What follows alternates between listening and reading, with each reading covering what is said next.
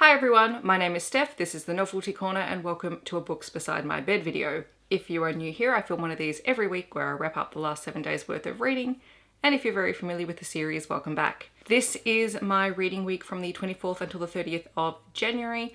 I read a total of 9 different things this week. That equated to 2,294 pages and my yearly reading total is up to 40 books. I normally do most of these reviews chronologically in order that I read them, but this week I am going to switch it up just for one book because I'm going to put a children's picture book at the front end of this video, because if you are looking for that content, I want it to be at the start rather than in between all of the adult romance books that I read this week. So the picture book that I read this week was Iceberg by Claire Saxby, and this is illustrated by Jess Ratcliffe.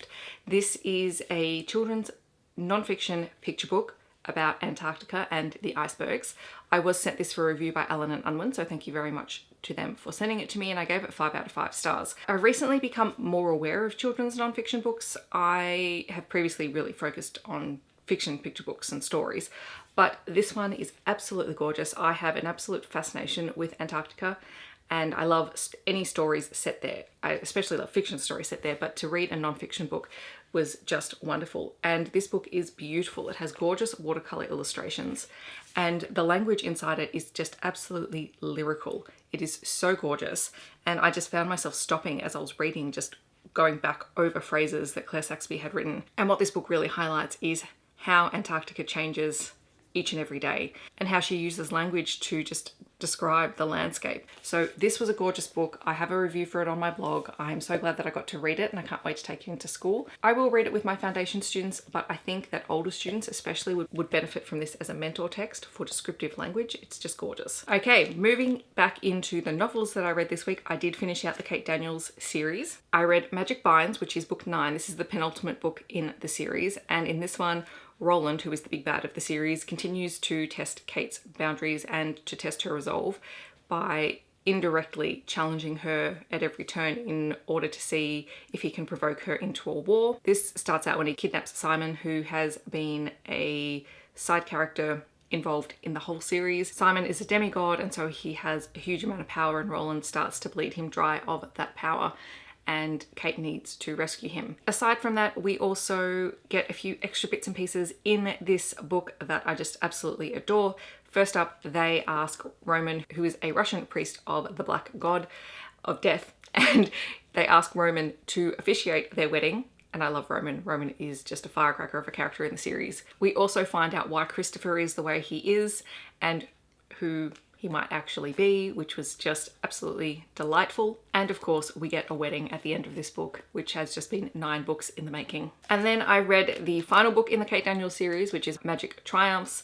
This one is after Kate's first clash with Roland. And in this one, we begin the book with Kate looking after her son. So there's been about a year and a bit, I think, of a time jump between this book and the last book. So Conlon is about a year old and a very precocious little pre-toddler running around, and he's adorable. I'm not normally a huge fan of kids in books, but Conlon was done right. She has a very uneasy truce with Roland, and so they're not currently at war with each other. However, there is a premonition from the Witch Oracle that says that something bad is coming, that Kate needs to deal with it, and she needs to deal with it in a particular way, or else it could mean death for her son and her husband. And we also have another big bad who happens to be an ancient enemy of her family from before she was born.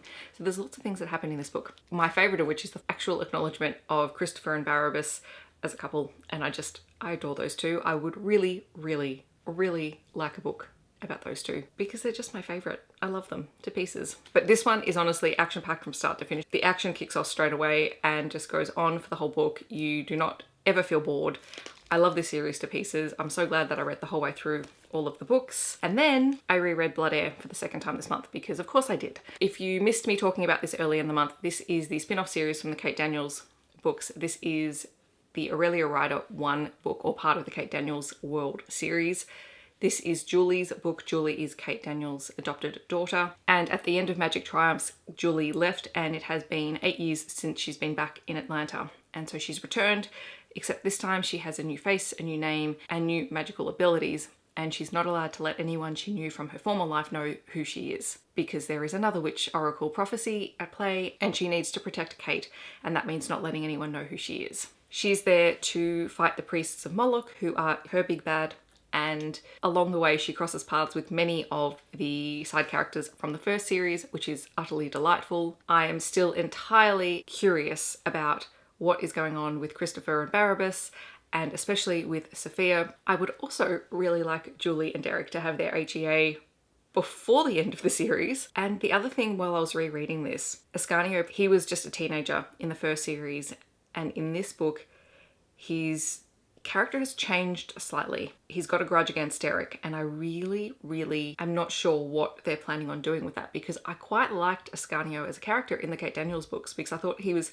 endearing even though he was very impulsive. And I would hope that he gets his own happy plotline. I hope he doesn't become an antagonist or just a nuisance in this series, because I really do like him. But on reread, I upped this to 5 stars because I did just really enjoy it. And the last 2 books in the Kate Daniels series get 5 stars because they're just fun. Then I read Heir by Katie Robert. This is book 2 in the Bloodline Vampires series. This book is coming out on the 15th of February, but I got an early release copy through her Patreon. It is the continuation of Mina's story. Mina is a half vampire, half human, half something else, which I know doesn't make sense because you can't have halves, but she's part all of these things. And she, in the first book, she was sent to the vampire Malachi by her father in order to get pregnant and have an heir from a bloodline vampire, because her father is obsessed with bloodlines. It is a polyamorous paranormal romance series. It is very steamy, very smutty. There is a lot of sex on page. We have Mina's relationship with Malachi, Rylan, and Wolf. And at the start of this book, Mina's relationship with Rylan is strained because of things that happened at the end of the first book, which I can't say without spoiling the series. This book was a direct continuation of the first book, and there is a lot of world building and character relationships that are built into it as these characters try and navigate their feelings for one another and what that means for their future. She also gets bonus points for including a demon in the story, because I love demons and demon deals in books. But there is a cliffhanger at the end of this one, so beware of that going into it. Then I read 6 Wakes by Mer Lafferty. This is a science fiction thriller story set in space, and I think I've given it 4 out of 5 stars. This book is an interesting book. It's completely bonkers. It's fun, and there's a lot that happens in it. It's absolutely wild. But I'm still not sure whether I think that this book is just so cleverly written or whether it just used convenient plot points to get it where it needed to go. I don't know. It could be a combination of both. This is the story of a crew of a spaceship called the Dormir, which is traveling to an uninhabited planet that they are planning on colonizing. It's going to take them many years to get there. And in this world, some humans have opted to become clones. Rather than reproducing naturally, every time they die, they can wake up in a new clone body of themselves and become their own progeny.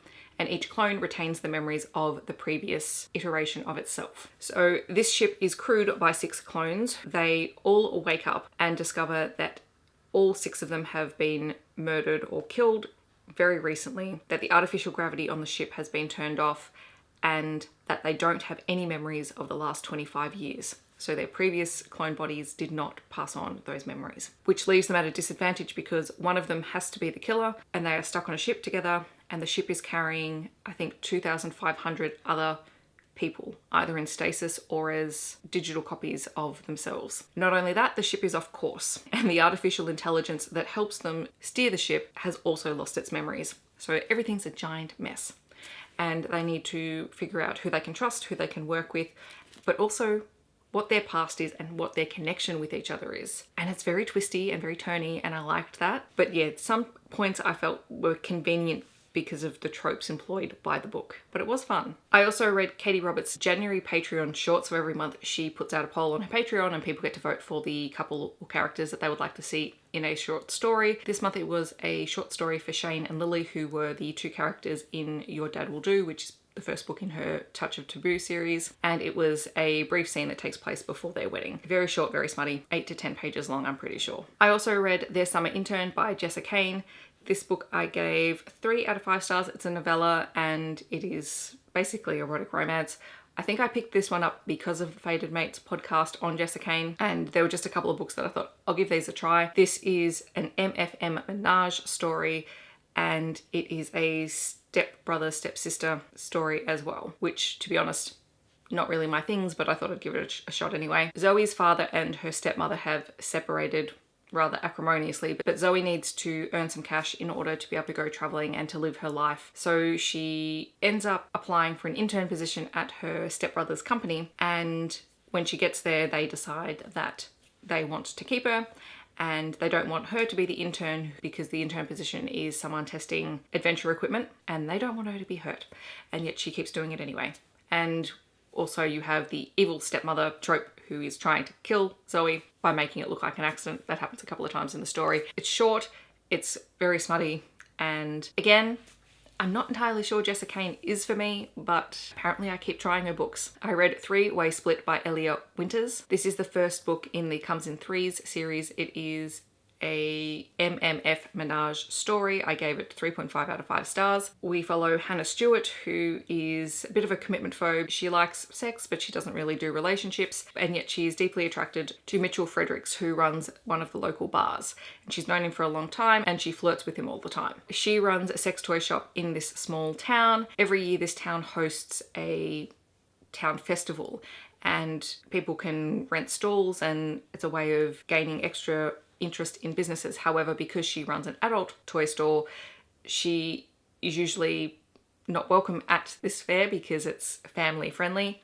But this year they've decided to host an after dark version, and she decides to team up with Mitchell and his best friend Ben, who also owns a brewery, and they combine forces and set up a after dark stall that combines pairings of sex toys and beers. And what she discovers quite quickly is that Mitchell and Ben are more than just friends, and they are more than just interested in her joining in. So she has relationships with both of them separately and also together, and it was fun. It's the first Ilya Winters book that I have read, and I will be picking up more of their books definitely in the future. And finally, I read 2 books by Alison Lint. The first one was Seduction Games, which is the first book in the Game for Cookies series.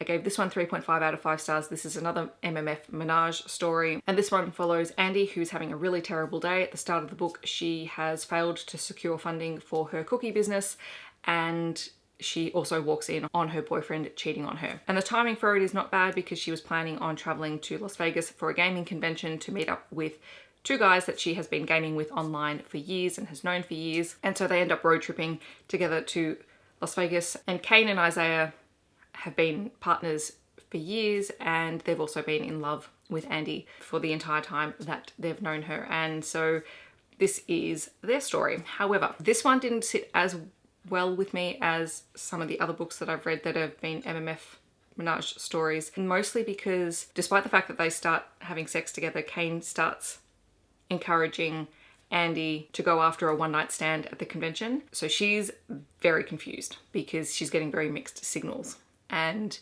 it causes a lot of strain on their relationship. And these are very short books, so there's not a lot of room to play in there. So maybe if it had been a full-length novel or even a longer novella, you would have had time to develop why that was the case. But in places it just felt really forced. Then I read Looking For It, which again is by Alison Lint. This is the first book in the 3-player co-op series. I gave this one 4 out of 5 stars. I liked this a fraction better than I liked Seduction Games. This is MMF Menage featuring a brother's best friend trope. And we follow Sadie, who is moving house, and she has her brother's 2 best friends, Jax and Grayson, who are helping her move. She has had a crush on Jax pretty much her whole life, and in high school he broke her heart. And then when they reconnected as adults, he already had Grayson as his partner. And so even though she occasionally fantasizes about him, she's never tried to pursue anything, even though Jax and Grayson have a fairly open relationship. However, when they're helping her to move, they come across her box of sex toys, and a hilarious conversation ensues about that, and then a very pointed proposition. And so the 3 of them have this moment. Then of course, lines get blurred because Jax doesn't want to let Sadie's brother know because he doesn't know how her brother will react to it because they're friends and she's his sister. Then also Sadie is very unsure of what she wants in the relationship, and being with 2 men is something that she's never really considered. So they have to work through all of these things together, and it takes a while. So I really like this one. I will be keeping an eye out for any other books by Alison Lint. But yeah, those were the books that I read this week. In the comments down below, let me know if you have read any of these books or if you're planning on reading them in the future. I'm really sorry that the lighting keeps changing because the sun keeps coming out and then hiding behind the clouds. I can't help nature. I hope that wherever you are in the world, you are staying safe and healthy, and I will see you very soon in my next video. Thanks so much for watching. Bye everyone.